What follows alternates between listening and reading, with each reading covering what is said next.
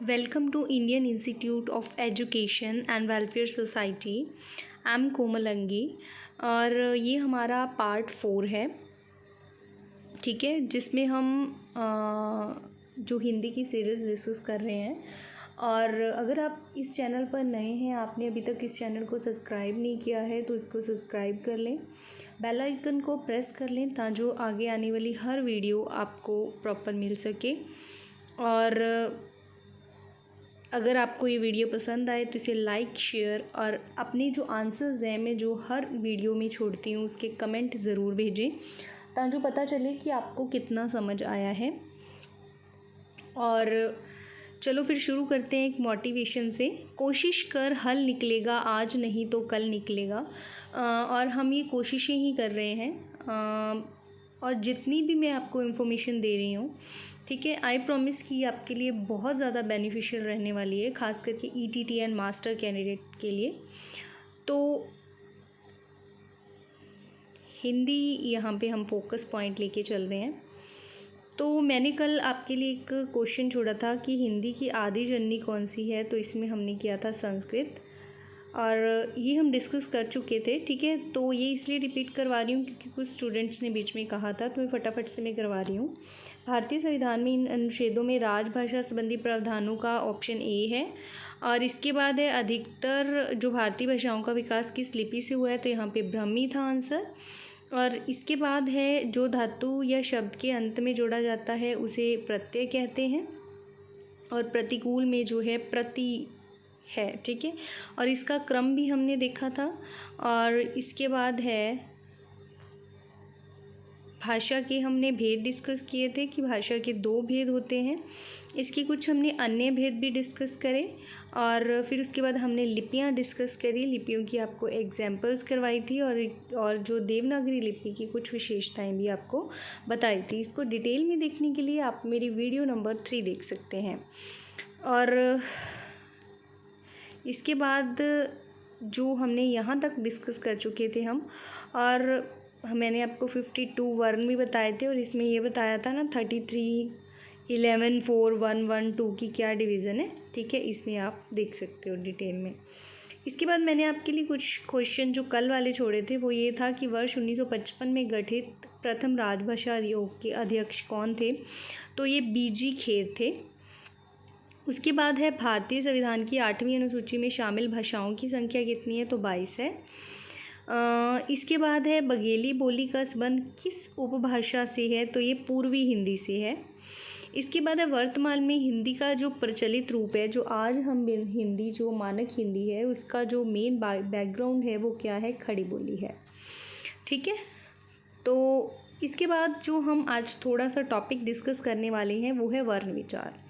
वर्ण क्या होता है, भाषा की सबसे छोटी इकाई, ठीक है, जिसके टुकड़े नहीं हो सकते, जिसके खंड नहीं हो सकते, उसे वर्ण कहते हैं। और अगर हम भाषा की सबसे छोटी इकाई देखें तो वो ध्वनि है, साउंड है। लेकिन उस साउंड को अंकित करने के लिए कुछ चिन्ह अपनाए गए, और उन चिन्हों की पहचान क्या है, उन्हें वर्ण कहा जाता है, ठीक है। तो अर्थात भाषा की सबसे छोटी जो ध्वनि है वो वर्ण है, ध्वनि है वो वर्ण है, ठीक है। उदाहरण के लिए देखिए, राम में देखो कितनी ध्वनियाँ हैं, ठीक है, र प्लस अ प्लस म प्लस अ, ठीक है।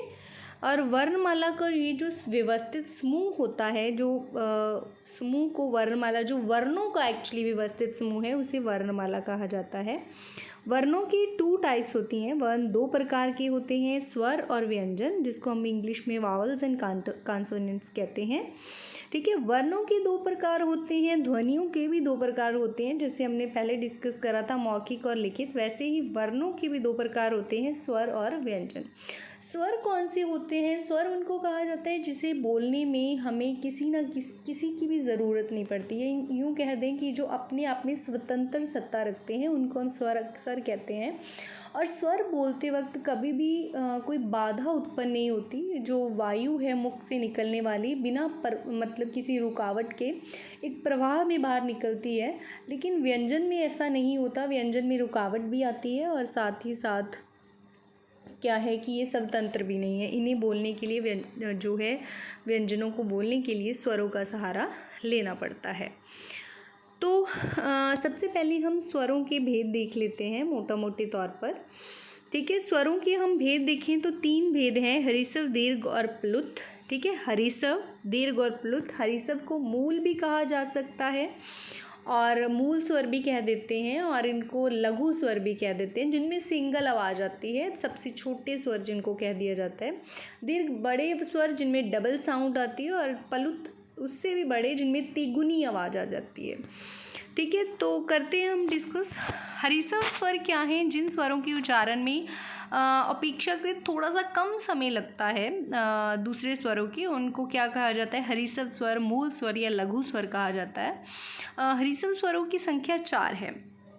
अगर हिंदी में हमने किया था कि टोटल स्वर 11 हैं, तो 11 में 4 स्वर छोटे हैं, तो बाकी कितने बचे?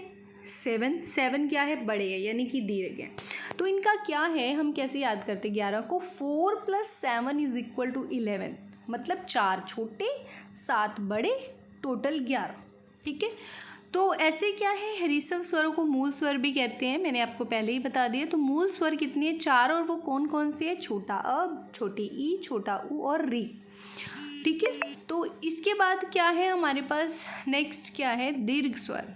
दीर्घ स्वर जिन स्वरों में हरिसव स्वरों की जिन स्वरों में हरिसव स्वर से बोलने में ज़्यादा समय लगता है, मतलब उनसे ज़्यादा टाइम लगता है, ठीक है, उन बोलने में, उनको हम दीर्घ कहते हैं। इसमें डबल साउंड होती है एक तरह से। ठीक है, स्वरों की संख्या ये 7 है, टोटल 11 हैं, 4 + 7 हो गए, तो ये दीर्घ स्वर हैं।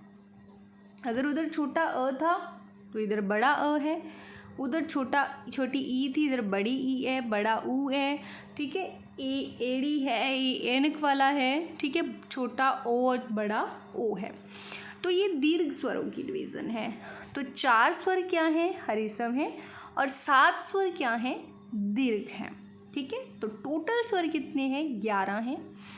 तो हरिसव और दीर्घ को हमने पढ़ा, और हिंदी में 2 ही हम पढ़ते हैं। हिंदी में 11 स्वर हैं, और 11 में 4 और 7 ऐसे ही डिवीज़न हो जाती है। प्लुत स्वर की हम बात करते हैं तो संस्कृत में उसका प्रयोग होता है तीसरी टाइप का, हिंदी में नहीं होता, लेकिन हमने इसे डिवीज़न में रखा हुआ है।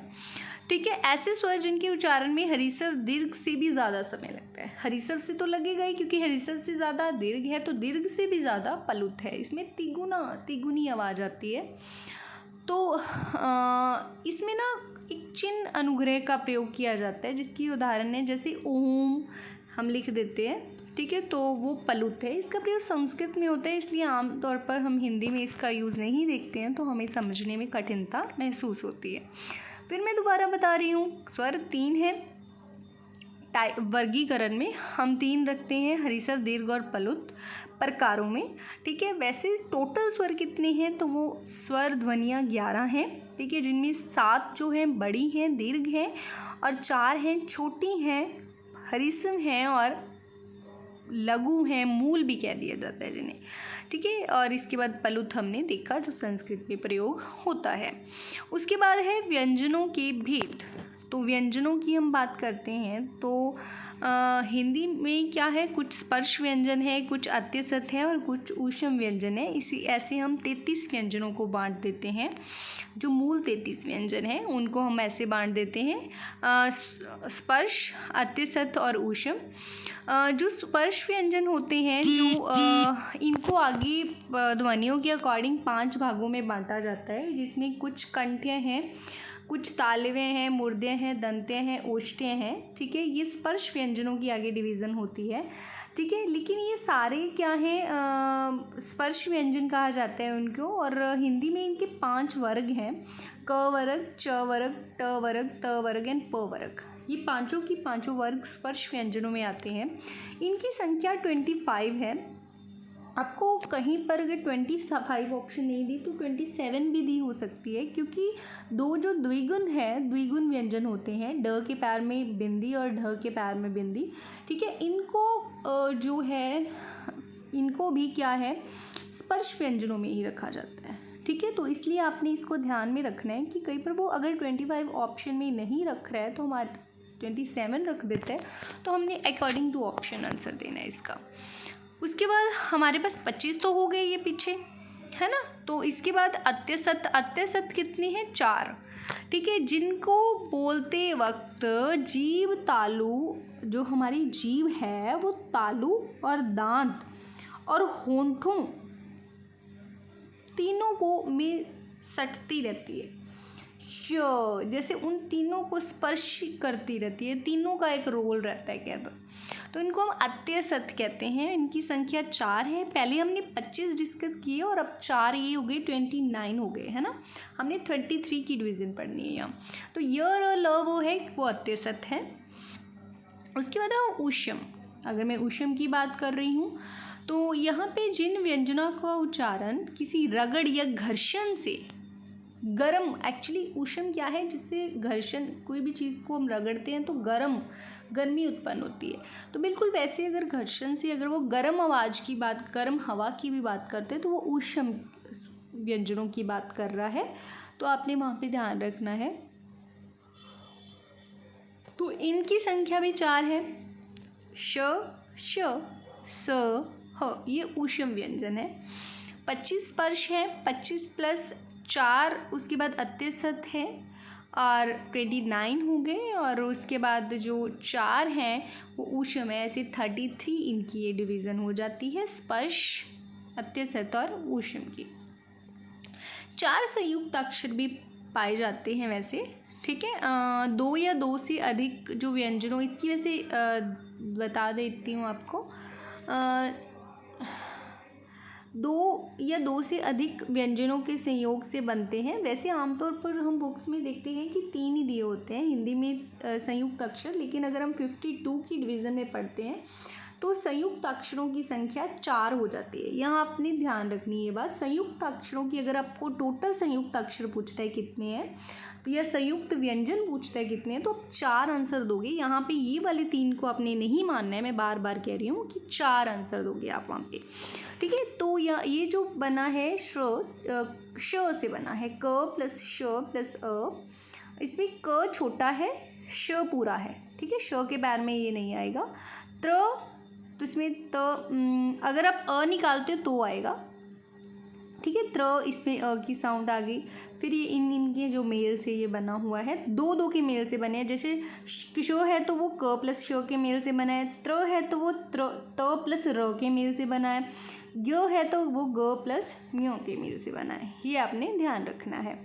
और अगर आपको कुछ थोड़ा बहुत बेनिफिशियल लगा तो अपने इसको वीडियो को लाइक ज़रूर करना है। और कुछ क्वेश्चन मैं आपके लिए छोड़ के जा रही हूँ जिसके आंसर आपने कमेंट बॉक्स में देने हैं, जिसे कठिनाई से जीता जा सके। 4 ऑप्शन है, विजित, आगे, अजय, अगे और दुर्जन। और धनवान का विलोम शब्द है अकिंचन, किंचन, कंचन या धनाढ्य। आपने आंसर देना है। उसके बाद क्या है, क्ष, त्र और य, ये तीनों कौन सा व्यंजन है, ये अभी आपने बताना है कौन से व्यंजन है। मैं फिर से आपको यहाँ पे रिपीट कर रही हूँ, यहाँ पे 3 दिए हैं तीनों, लेकिन चौथे टोटल हिंदी में जो टोटल हम देखते हैं तो वो 4 संयुक्त व्यंजन है, ठीक है। तो उसके बाद आपके लिए ये क्वेश्चंस हैं, इनको आपने सॉल्व करना है, इसके आंसर कमेंट बॉक्स में देने हैं। और हम एक मोटिवेशन के साथ ख़त्म कर रहे हैं। 1000 मीलों लंबी यात्रा भी सिर्फ एक कदम से ही शुरू होती है, इसलिए रास्ता देखकर घबराना मत, क्योंकि कठिन रास्ते हमेशा एक सुनहरी मंजिल की तरफ ले जाते हैं। तो वक्त कठिन है, अगर वक्त आपसे परिश्रम बहुत ज़्यादा करवा रहा है, बहुत कठिनता की तरफ आपको लेके जा रहा है, तो आप मान के चलो कि कल बहुत ज़्यादा सुनहरा होगा। तो इसी आशा के साथ कि आप लोग मेरी कंटिन्यू सीरीज़ को देख रहे हो और इससे अपना फ़ायदा ले रहे हो, ठीक है। आपके सजेशन के लिए आप लोगों की जो भी कैसी लगी ये वीडियो वो आप बताना, ठीक है। और इसके साथ जोड़े रखने के लिए मैंने आपको क्वेश्चंस दिए हैं, तो इन क्वेश्चंस के आंसर ज़रूर डालना, ठीक है। चलो, thank you so much, thank you for today. Video को लाइक करना, चैनल को सब्सक्राइब करना ना भूलें, ठीक है। Thank you so much, share it maximum, thank you.